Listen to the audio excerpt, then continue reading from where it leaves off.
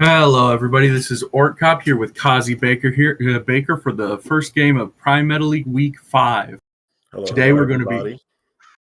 going to be seeing Sock Puppet Rodeo against Riftwalkers in our first game here tonight.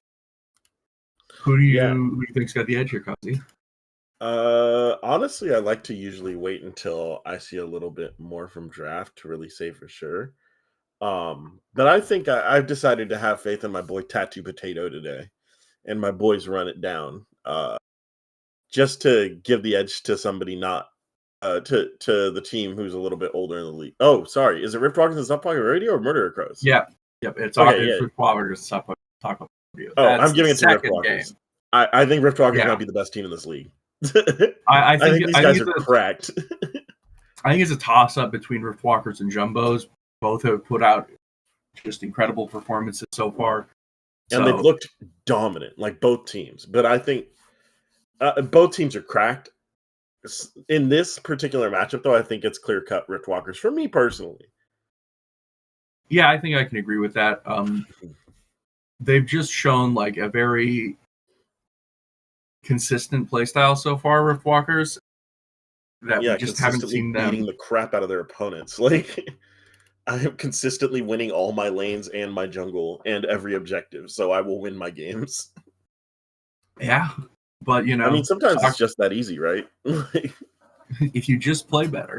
Yeah, simply we have been the better team in all of our games, so we have won all of our games.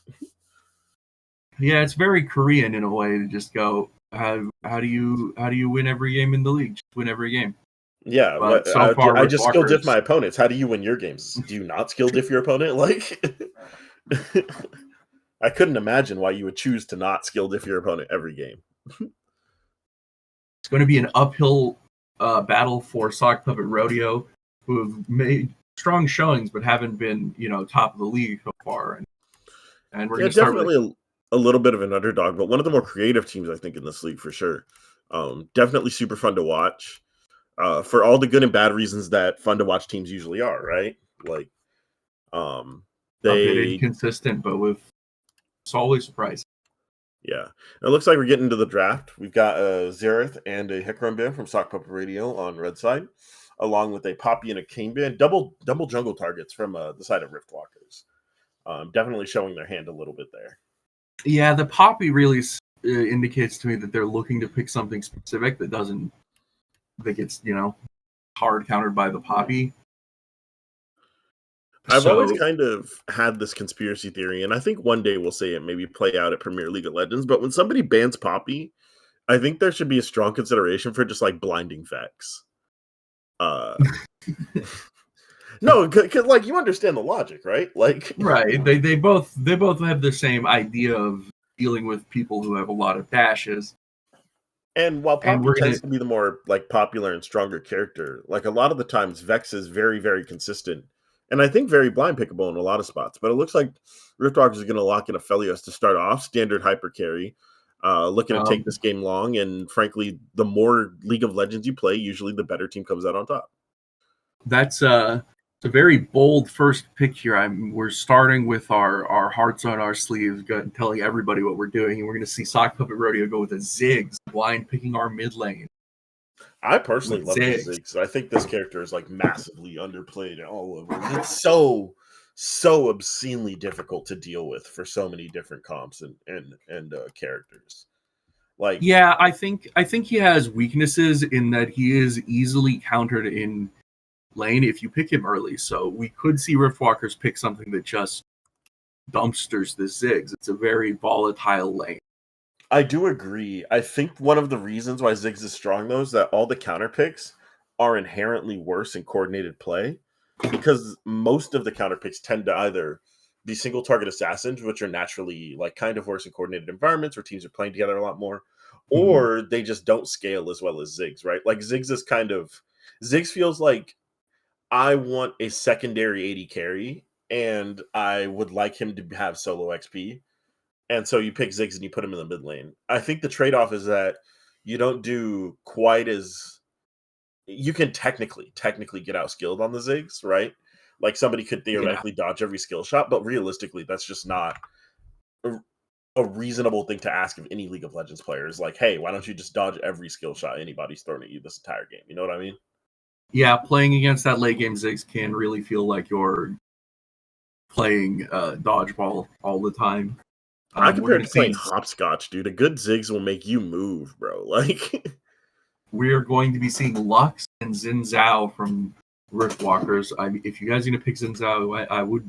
Why not do it earlier? But there's nothing wrong with these picks. And then we're going to see Sock Puppet Rodeo picking a Mumu in response, possibly.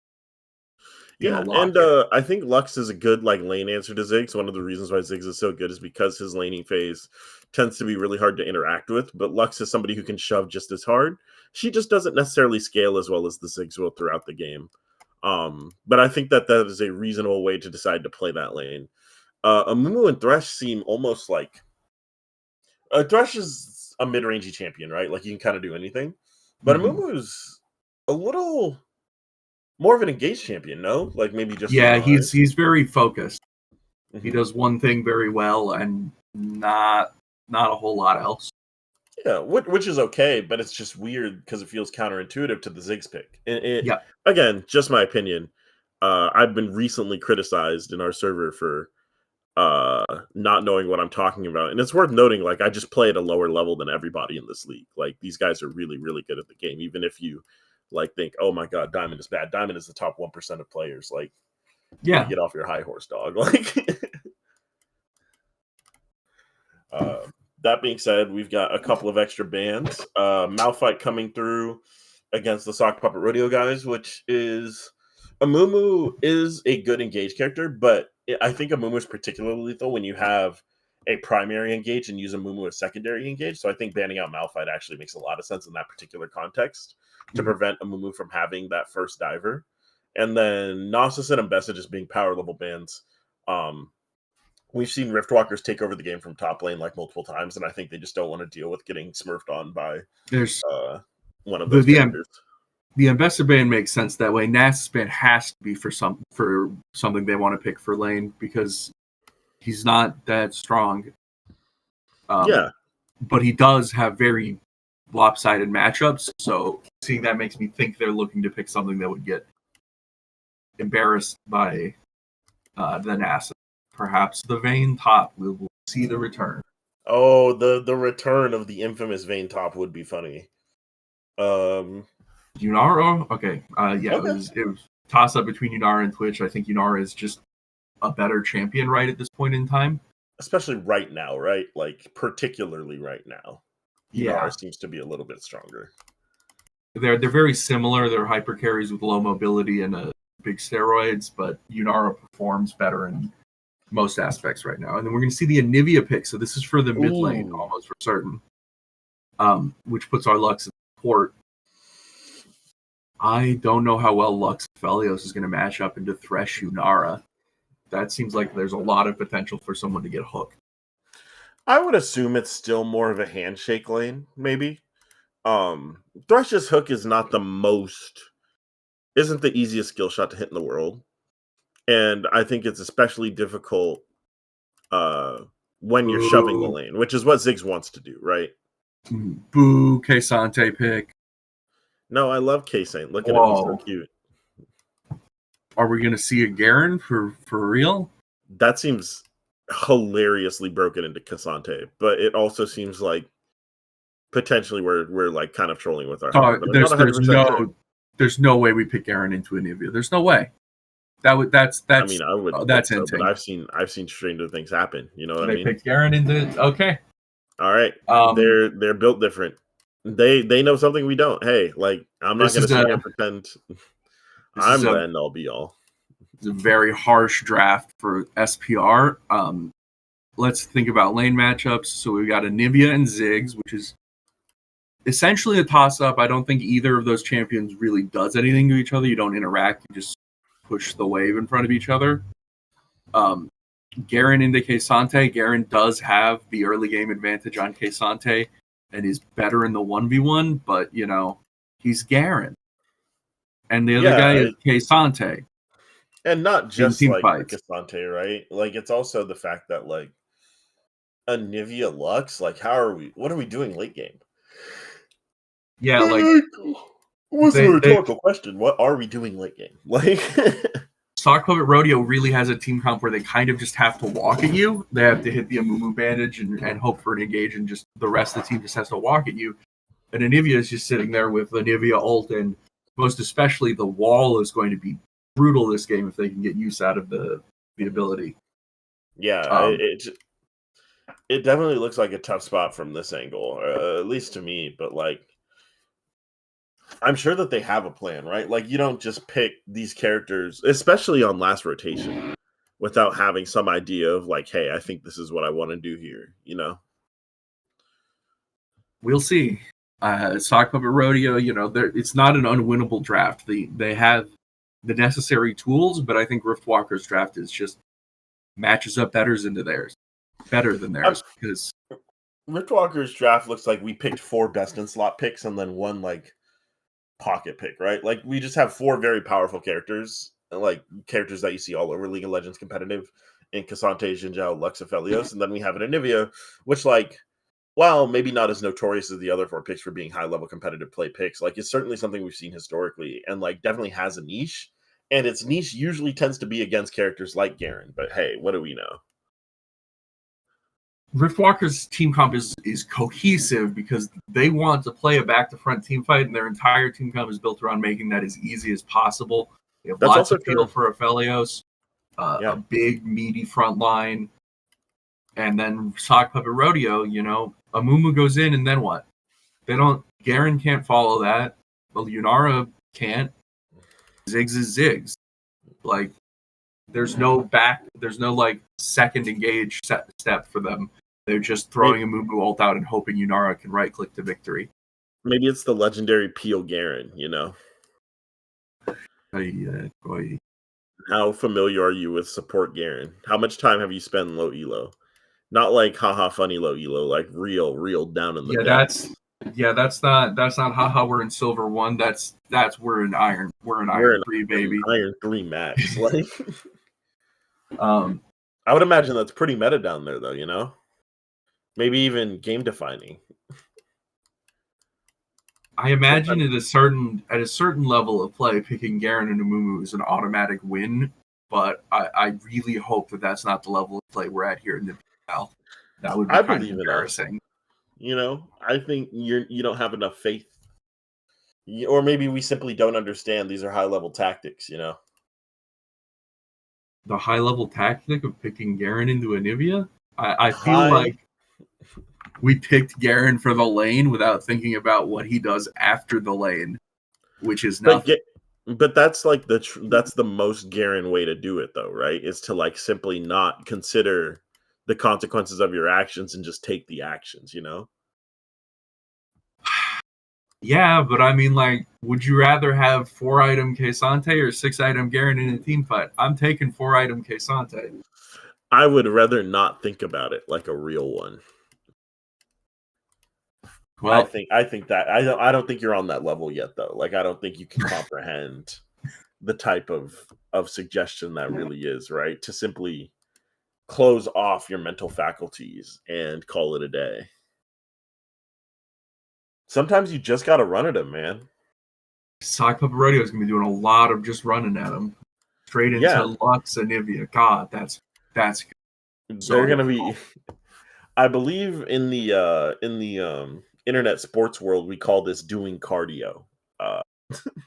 We're going to be sprinting. We're gonna be running. We're gonna be doing a lot of running. It might be in circles, but we're gonna do a lot of running. Garen is not going to contribute anything in these team fights unless he has exactly flash up and finds a good flank. There's just a lot that has to go right before the pick does anything in fights. Yeah, we can split though, I guess.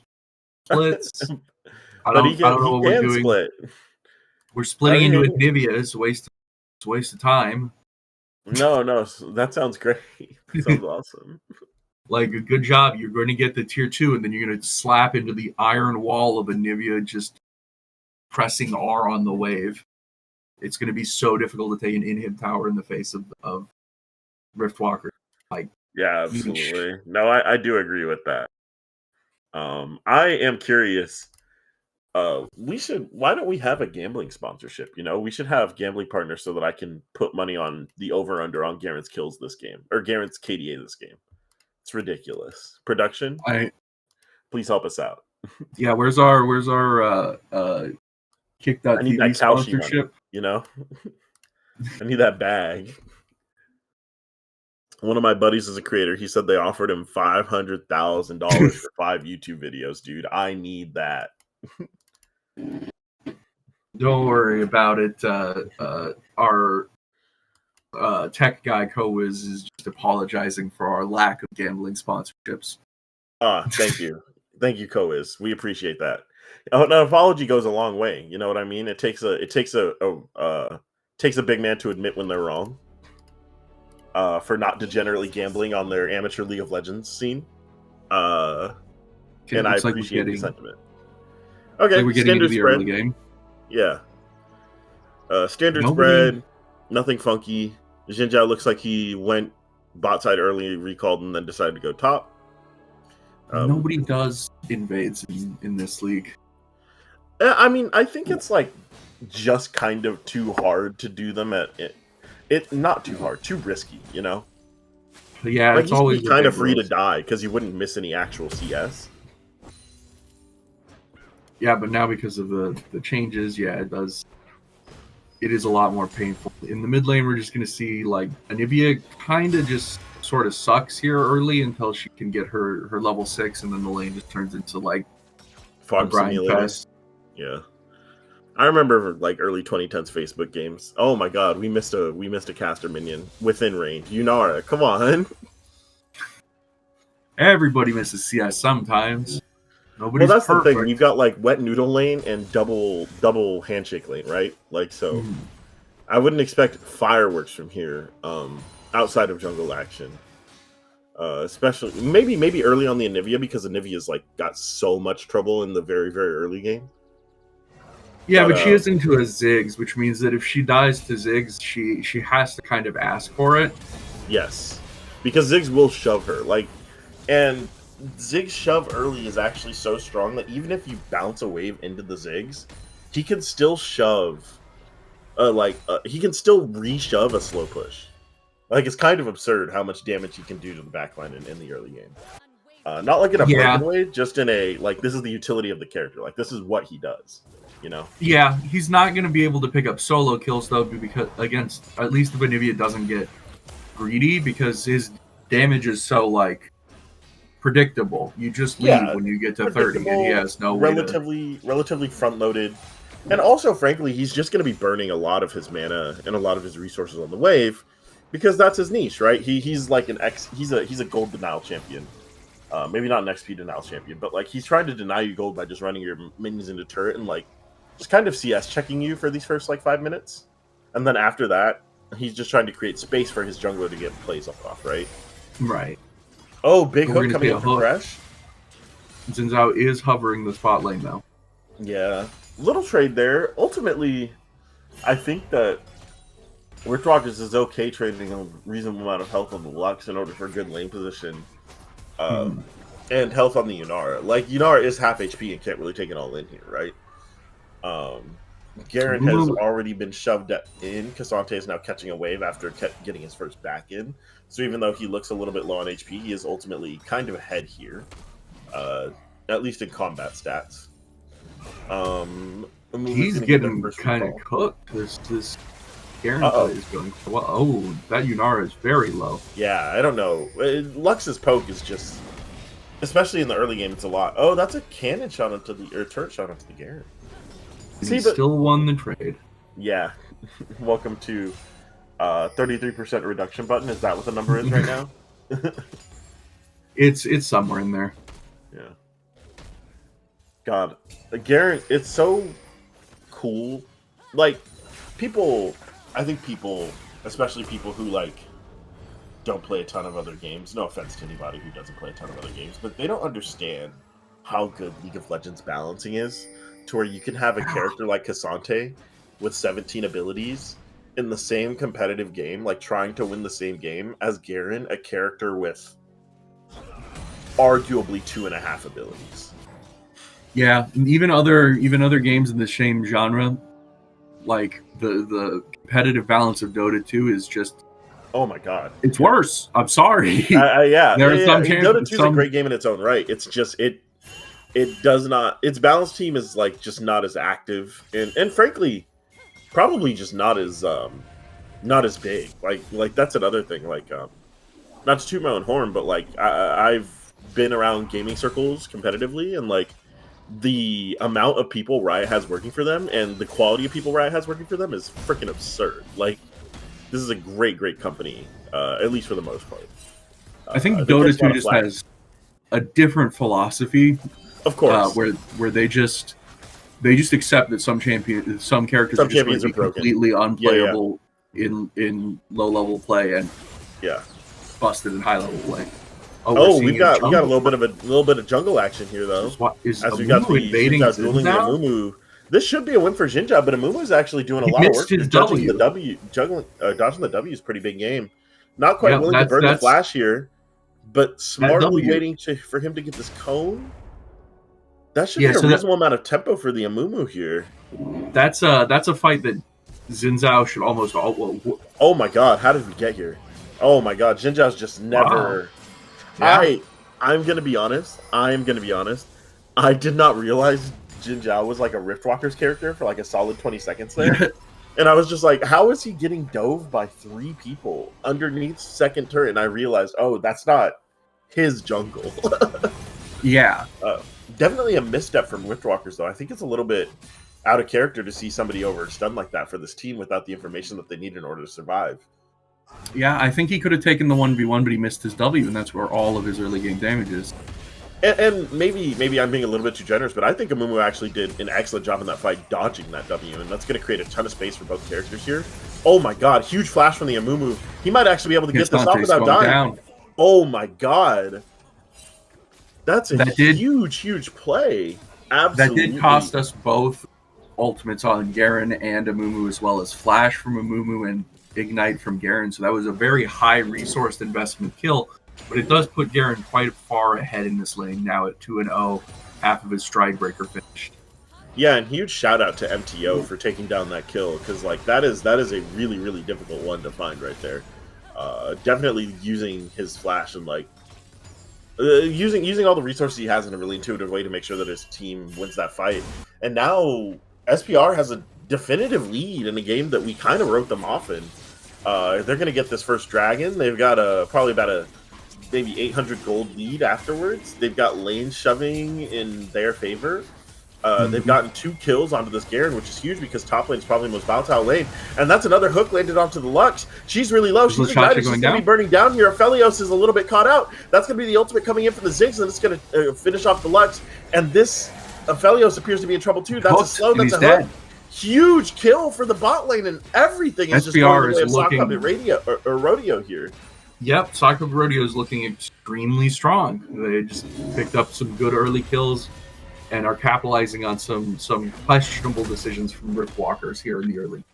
I haven't seen Riftwalkers be in this many places where they're not supposed to since the season started. They just have, I don't know, it feels like they're just kind of not thinking about what they're supposed to be doing and their positional advantages and disadvantages. Maybe they're just too used to being ahead, but this isn't a state we're used to seeing for Riftwalkers. Yep. Garen has extreme amounts of tempo in the top side because he's being uncontested proxying. So he's established very strong lane control here. He can do basically whatever he wants. I still don't think it's worth rotating Garen to any actual fights because it is still Garen. But it does make the split push a lot more threatening. Anivia's hit 6, so mid lane is now boring. Cool. Good to know. And that's a TPM from Ziggs, just in case it was thinking about not getting more boring. Oh my god, look how quickly that wave goes away, though. Yeah, Garen wave clear, especially with an early Tiamat. Very, very strong. Absolutely. Kesate cannot match. And that's also going to mean that Grublets are going to go over to the side of SPR as well. Completely uncontested. This Xin Zhao pick is doing nothing. Yeah, I mean, he's trying. It seems like he's trying to be in places, but just not the right ones, you know? Like, yep. Why are we bot lane? Yeah, why are we bot lane with 2 camps up topside and grublets up? We're getting invaded by a Mumu now with a Garen who's strong enough to proxy, which means we probably can't contest him on our own camps. Which means not only did we just lose like 2 camps worth of tempo, but we lost 4 camps worth of gold because a Mumu's going to pick these up. Well, maybe only 2, because a Mumu's going to pick this one up. And I do want to say that Aphelios screwed up his rotation. I believe that, and also would not know. He's Why don't on. you explain that to me? So he's on green red, which is a configuration that you see exactly at the start of the game, and the goal of Aphelios in the early game essentially is to dump your red gun ammo and set yourself up on the right rotation, where you end up with green purple into red white into blue, but because that gives you the strongest combinations. Red green is a very bad combination. They don't complement each other well. You really want purple or white with the green gun, and white or blue with the red gun. This is just not an effective combination. It's kind of the first thing you do in the game is burn all of your red gun ammo, and Aphelios has unfortunately gotten himself back into this shit rotation. Mm-hmm. I mean, it looks like a lot of aggressive positioning from SPR here, but Jinja was hovering in the area of that bot lane, potentially getting ready to make a play. Garen but it looks like for now it's proxying. going to be Garen proxy. Yeah. They can't keep letting him get away with this. They have a Xin Zhao. Why are we not being more aggressive on the top side to prevent Garen's proxy? For the viewers at home, and definitely... Oh, actually, we've got some action, though. That's going to be a huge hook. Yunara's going to get a couple of shields. That's going to be a TP coming in from the Anivia. This is going to be huge. She's going to hit the E. That's going to execute the Yunara. The Thresh is also in trouble here, and he's just going to take a ton of damage. Oh my god, Lux is alive at 2 HP. That's going to be a double kill for the Anivia, though, off of an excellent TP play. And just a little bit too aggressive a positioning from Sock Puppet Rodeo. Maybe not recognizing that their lead is not concentrated in that bot lane, despite the one-item spike on the Yunara. Yep, they were overextended and didn't realize that they had a ward in that bush behind them, and lets Anivia get a great flank. So a very good play from Anivia to put Riftwalkers a little bit back into this game. And one of the things about the Ziggs using the TP to get to lane is that he doesn't have it available to potentially make a response play there, because Sock Puppet Rodeo does also have a deeper ward in that bot lane. At the same time, though, this is one of the things about how this mid lane works, right? Is that it's clear so often you can afford to get out of it pretty frequently and basically go anywhere you want, especially with TP, because there's just no way to realistically stop you from just hitting the button under your turret. Okay, K'Sante has reached K'Sante point. He now has too much armor for Garen to successfully deal with him. People talk about how K'Sante is like a little bit overloaded, but it's funny because he's also a stat check champion, and he is stat checking that Garen. That Garen is no longer a character that can deal with K'Sante. He will not be able to fight K'Sante until he has Black Cleaver. So, yes. And he's going for the Stride Breaker rush. Oh, huge TP coming in for the K'Sante. Very clear that Riftwalkers wants to keep pressing the advantage they created bot lane a few minutes ago and translate that into a dragon. Anivia is a little bit low here, so they might be able to find an angle to start this fight. They are bringing down this Garen. The Dragon's going to be at 3k health. Unstoppable in from the K'Sante. They're going to catch the Yunara out. She's going to disappear in an instant. They're focusing a lot of damage on the K'Sante, but he's doing so much in return. He's just not killable right now. Garen whacking away. They're going to eventually get him down. Dragon's still at 1800. Everybody's so low on both sides. Garen is just so tanky. They can't do anything about him. And that's going to be, ultimately, I think, Sock Puppet Rodeo coming out ahead on another fight, trading 3 for 2. 1 kill up, burned K'Sante teleport, and stopped a dragon attempt. So overall, Sock Puppet Rodeo comes out of that looking really good. You get a couple of plates in mid lane. A big thing in this push mid lane mirror, though, I think we could have gotten the turret. Would the Ziggs execute? No? Or maybe we're just giving it to Garen here? Yeah, I think, okay, I forgot how fast this wave goes away. We're not taking the mid tower? Okay. We've decided to leave it up? Okay, hey, listen, I respect their decision. I don't. I am greedy solo queue player. I only know how to push, so. They have an Anivia. If you get any opportunity to take the mid tower, you got to take it, because she is going to make doing it so hard. That would be look at that tower. I mean, he can Garen auto queue, right? I would, Garen literally had to auto queue would consider flash E-ing this turret just to take it down. Like, I mean, I would have just had Garen hit it twice, but They are going to have position to restart this dragon, though, potentially giving us another fight. Rodeo, No, it I looks think like they're just way too out of position. And Garen's even going to be able to TP top to stop Cassandra from taking more than one turret plate. They're translating this Garen advantage pretty well. Is he 4-0? Yeah, he's huge, man. Guys, Riftwalkers, come on. We know you guys are like all diamonds and master players. How are you letting Garen 4-0? Come on, bro. You just hit the two buttons, bro. Like, he is building. We do see a crit cloak on Garen, which I don't like. I think you need to build a cleaver as soon as you humanly can in this game, because cleaver only does 33% armor. Infinity Edge does double damage. Yeah, Trust but me, it's Kaysante. He's already got 200 armor. He's got a frozen. Yeah, so like he's already got 200 armor. What's 140? You know what I'm saying? Like, just build the big number on the attack damage stat. I think going from 200 to 140 is like 30% more damage. Nah, that doesn't sound right. I've decided that's incorrect. I would like to see that orange number go up. In fact, if Garen was really aggressive, I would like to see him go like more. Reminder. He might be going LDR here. Like actually. Like, I would not be surprised if that is what he's building. Don't go LDR, Garen. Is it not LDR? Is it? It's mortal. Which one's the heel cut one? Mortal. Okay, is it Mortal Reminder that I'm thinking? Yeah. I think I'm thinking of Mortal Reminder. I don't think we can go LDR on Garen. I don't think that's legal. Big initiation for the Thresh, though. He's going to hook both players under turret. He's going to land the cage, but it's just a bait coming out from Riftwalkers. Now we're seeing Magician be in the right place at the right time, like he usually is. And they're just going to have a free dive here unless they really, really make a mistake. But they're a little afraid to dive him, even though he doesn't have his too long. It's just a little bit. They're just not going to respond. They're just not going to respond, so it's okay. I think Saknova Rodeo was really slow on the rotation there. If Ziggs moves down earlier while they're still hitting Thresh under tower, then I don't think they get that bot tower at all. I don't think they recognized that he was going to live that long. Yeah, it was a very kind of weird extended dive. Maybe if Ziggs had ult up, we could have seen that go a bit differently. A well-placed Ziggs ult could have done a whole lot of work. But I have a strong feeling that was an away call from the Thresh, going like, no, I'm super dead here. And then he lived 20 more seconds and was like, I'm not really sure why I'm not dead, but if you can make your way down now, I guess. Yeah. Cannon minion missed. So we are going to see the standard mid lane rotation here now that one of the bot towers has gone down. We'll see ADCs and supports moving up to mid. I don't think we'll see both of them move up to mid quite yet. I think you still want Ziggs here until this turret goes down. I think you keep Ziggs in the turret, in the lane with the turret with the least health because it gives you the most priority. I'm not surprised to see them move up, but I don't think they're moving. Yeah. Okay, here it comes. All right. And now Ziggs goes to the next lane. Very up.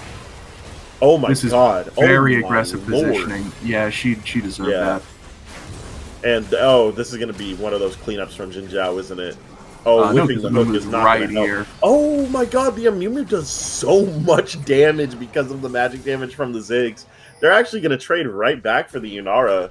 And that's they've got Herald in favor of SPR. Herald's going to come down. That's going to be initiation on the Anivia. That's a lot of damage. He's not really in turret range, so they're not going to be able to capitalize on that hook.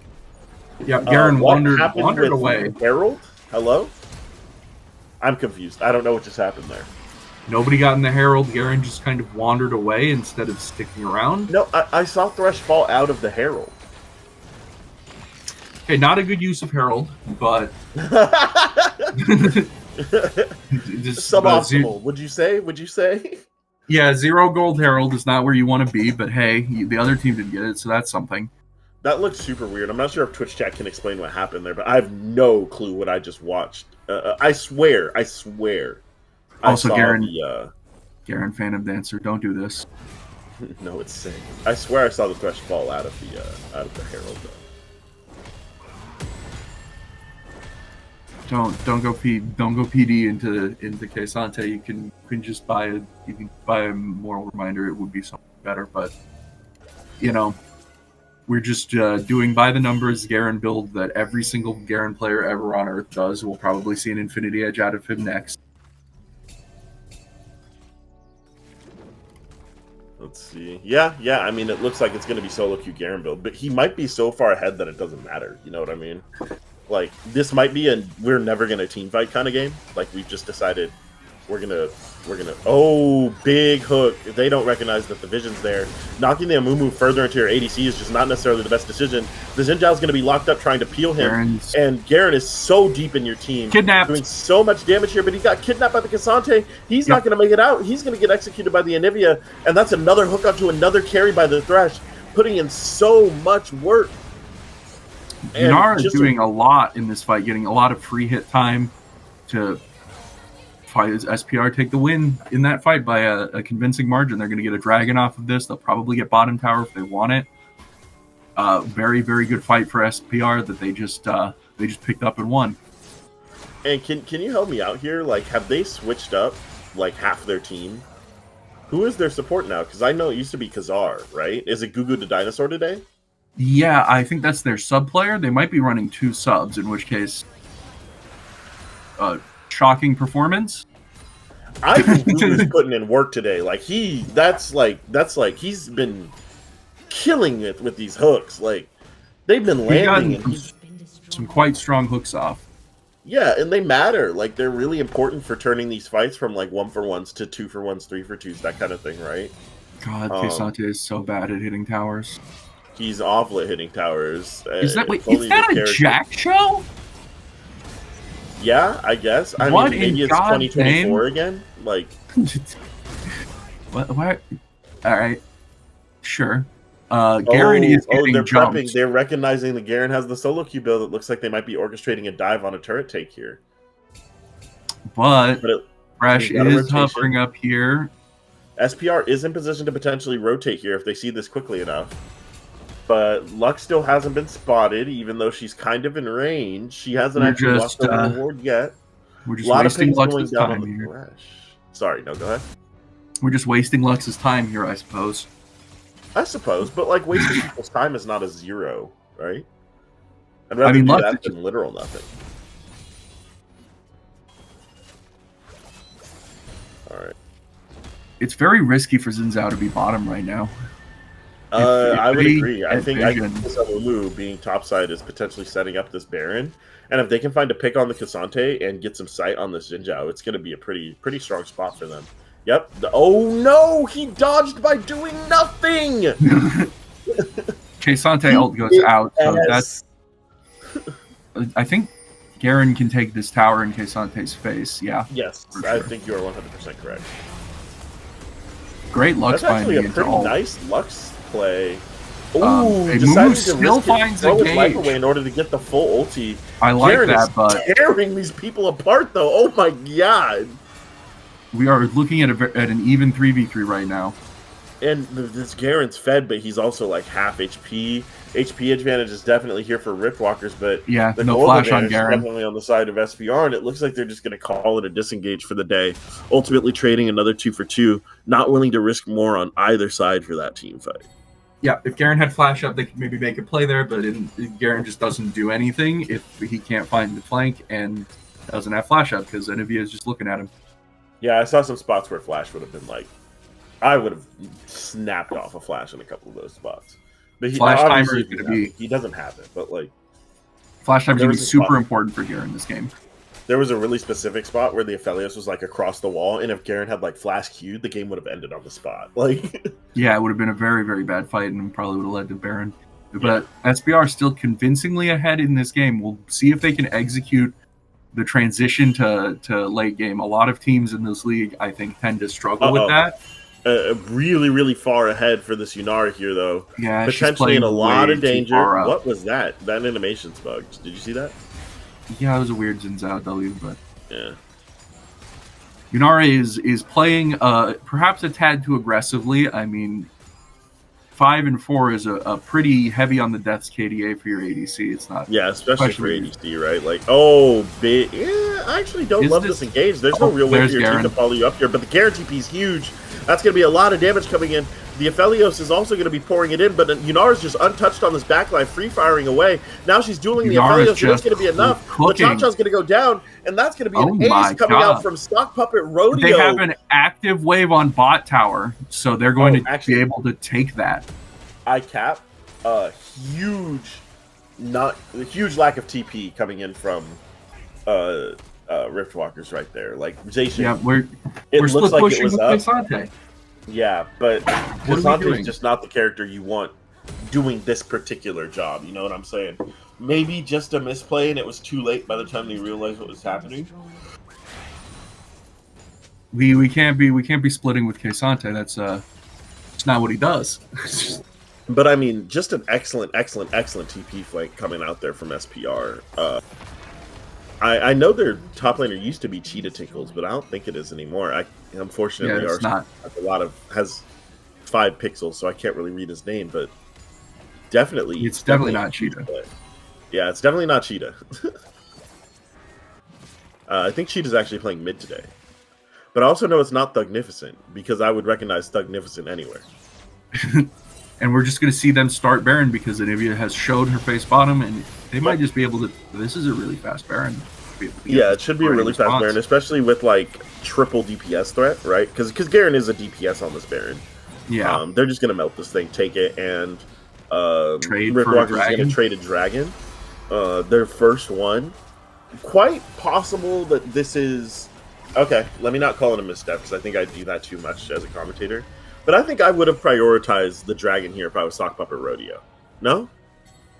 And I like the Baron because they are in a strong position, and so they can use this Baron to get a lot of advantage, and it's not like Riftwalkers is going to build up Dragon Soul Threat. They can just take the next one. They're already on Soul Point. And this really helps them get in against Anivia is the big thing. Oh, okay, for sure. Well, it looks like Yunara's going to go ahead and get another kill here. This might be the last team fight of the game. This is just so much damage coming out from the side of Sock Puppet Rodeo. Yunara is tanking turret, but she's just such high DPS right here. She's going to drop the aggro. They're going to take the turret. They're going to take the inhib, and it looks like they're going to try and look for game here as they shove everything in. Baron minions are doing a lot of work. You were absolutely right. This is just too much damage on the structures for their team to handle. Even with the Anivia stun there, the Thresh initiation is going to create too much space, and Yunara's just going to walk them down person by person. A huge pickup from Zacian on the back end, potentially presenting the actual win of the game by executing the backline right there. And it looks like the Riftwalkers are going to lose a lot, but they're ultimately going to save their base, which is what technically matters here, right? Yeah. So the reason I think Baron is so important in this game for SPR, well, it's important for both teams because both teams are running Giga Cringe million-mile wave clear mid laners. So yeah, you're right. Yeah, that Baron to get past either Ziggs or Anivia wave clear. Man, all my homies hate Ziggs and Anivia wave clear. All my homies like Zed single target assassin wave clear. Hey, Zed's got great wave clear. It's just he has to be standing in the middle of the wave. Anivia can just do it. Yeah, like a man, like a Chad, just sitting in the wave, hitting E and Q. Yunara is on 4 items here, and half of a fifth. And I know we criticized the aggressive playstyle a little bit earlier, and I think that's Nini today. But I do think it's worth noting, like, the aggressive playstyle is part of the reason why they're winning these team fights so hard. She is so deep in the enemy team, and she's definitely taking a lot of damage for it. It's definitely a high-risk playstyle. It's definitely something I wouldn't risk in solo queue, but, like, it is certainly effective, and it seems to be throwing Riftwalkers off their game just seeing her walk directly at them and duel their AD carry like that. Yeah, it's Yunara's got a lot of burst early in her ultimate, especially with the silver bolts. I don't remember what that item is called. Kraken Slayer, or the ult the Vayne item. Yeah, the item that makes you Vayne. That really front loads a lot of Yunara's early burst damage in a team fight. Yep, Fiend Hunter Bolt, literally Vayne. Yeah, it is the Vayne item. I when he pulled up the tooltip, I read Vayne item. You don't build it on Vayne though, which is funny. Yeah, which is funny. Like you can, but it's not like most effective. Who's building crit Vayne? Not 2012. All right, and now we're going to see SPR start to just try and crush them out here. Yeah, 2-1-2 split because the inhib is gone, and they know that they have to leave like some DPS threat mid in order to clear any of these waves. Means that they can apply really effective pressure to these side turrets, taking like 5-6 of this turret's health on one rotation. Crexit, Yunara is a bit ahead, but burning Fresh Flash to get out of there. Her and Thresh seem to be really, really like this whole like aggressive AD carry with the lantern support thing seems to be working out exactly as they drew it up here though. She's very, very caught here. She does not have flash in order to get out of this. That's going to be an unstoppabilization. Oh, he's going to miss. Oh, she's kiting it out. If they can land one more flay. Oh, big flash to be able to push her back into the team. That's actually a huge play coming out from Riftwalkers here. And even though SPR can potentially trade something, they're just not in position to necessarily do so before the rotation comes in. Anivia wall and wave clear is really, really, really big here. And that's going to be essentially a scot-free 2 kills for Riftwalkers on two of the most important people on the enemy team in order to continue the siege. Yep, Yunara playing just a bit too close to the edge, as we've been saying. But unfortunately for Riftwalkers, there's not an objective up for them to capitalize on those kills. This is all they can do, get off of this, is relief. It is pretty unfortunate for SPR to put themselves in the situation, but this is one of the reasons. Like, again, we haven't seen Riftwalkers in this position throughout this season, but remembering these guys from last year, like, they are not only front runners, right? They will play a smooth game as much as they can at any point in the game. They don't give up. And they definitely don't decide that a game is over before it's over. Yeah. It seems to be that SPR has sniffed out that they're in this bush right here just by process of elimination. And it looks like they have decided that they do want to fight over this dragon. Both teams have decided that soul point for SPR is a little bit too much to give up for free. Or maybe not. Actually, no. This is aggressive positioning. They're going to realize that the Yunara's mid lane, so they're going to go ahead and take this fight. I actually don't think that this is well advised from SPR. I think they stepped out just a little bit too far. That's a TP going down, and Yunara's going to... Ooh, Yunara might have to ult here. She's not going to be able to 1v1 the top laner at all. This is just not a position designed for an AD carry, but the top laner is going to bring it back. Fight. That's a huge, huge hit onto the Anivia. She's going to pass away here, and they're going to be able to take... Oh, are they going to take this track? I don't know what's happening anymore. I don't know how Yunara's alive. What is this Yunara doing? What is happening? She's walking directly to the wall. She misses the wall. He's unstoppable, but he's not hitting anything. Oh my god, she stayed alive so long. That's going to be the Dragon Soul going over to the side of SPR, ultimately turning into a somewhat even fight, but trading away a huge chunk of resources. Will it be Dragon for SPR, though? Their jungler is dead. Oh my god, and they see the Xin Zhao here. I think it looks like they're just going to risk it. It looks like they're just going to go for it. Pull it out further. It's in WE range. You got to pull this out. I don't think they can. I think they're scared to because I don't think they know how the aggro works. It's that stupid lip wall. Is that it? Is that going to do it? Oh my god! It's only the second dragon, but he's going to give his life for it. That might be a turning point in the game. Yeah. No. They're going straight for Baron. SPR is going to go straight for Baron. Baron, and they might still have time to start the push on the side lanes. And the inhib just came up. I don't know if Xin Zhao could afford to make that play. Yeah, like, you really want to prevent them from getting Dragon Soul, but if your jungler dies in this critical game juncture, one more Baron is like you're sitting on an open nexus. And what a smart play from SPR to burn as much time as possible from Riftwalkers before making the move on that dragon. To just make that jungler like that, right? This. I don't even know if it was intentional, but that's how it worked. And that's going to be a Baron for SPR, which is... They're now going to look for just the game-ending push here. They've got the Baron number 2 that they needed. The Xin Zhao is going to respawn in time for SPR to find it in their best interest to TP back. But they've already gotten the top lane pushing. They're going to go ahead and get the bot lane pushing through the Garen right here. And I assume that Thresh is going to rotate topside to join up with the Yunara, and they're going to initiate that same 2-1-2 that they just had a few minutes ago, plus the Baron minions. Yeah, it's just so hard. Look at how hard it is for Anivia to clear these buffed up Baron minions. It takes so long. Yeah, they're just huge. There's 4 people having to hover topside because of the potential threat and how much time it takes her to clear them. Yeah, and we got Garen splitting up bottom. SPR to get wards. They're going to mirror their rotation, and they're going to control this entire bot side jungle. It looks like they're going to play through that. I'm going to guess that Yunara is going to do something extremely aggressive. Oh, you don't say. The Yunara doing something aggressive? That's crazy. She definitely hasn't been doing that the entire game. Crexen is sitting on the dangerous gun combination here. Oh, okay. They're able to burn nice dodge on both sides. Good dodge, though. Yeah, excellent dodge. And also dodging the E is nice there, too. Yeah, Aphelios is on a very good gun rotation here. White-red into white-green, both very, very strong combinations. Yeah, white usually means you're in a dueling gun setup. There is white-red is like the actually 1v1 me guns, but like white-green is an excellent team fight as well, even if your ulti's relatively weak with that combination. Yeah, it does let you do the turret. Oh, big bomb. The green turret marking you repeatedly for crescendo autos is very strong, but we're going to see it go all the way in. We're a little bit too deep. Big Jonas coming out from the Anivia. Garen's just going to spin. I think they're just going to focus the Nexus. Yeah, the team fight doesn't matter if they can blow it up. Excellent game from Sock Puppet Rodeo, handing Riftwalkers an actual upset.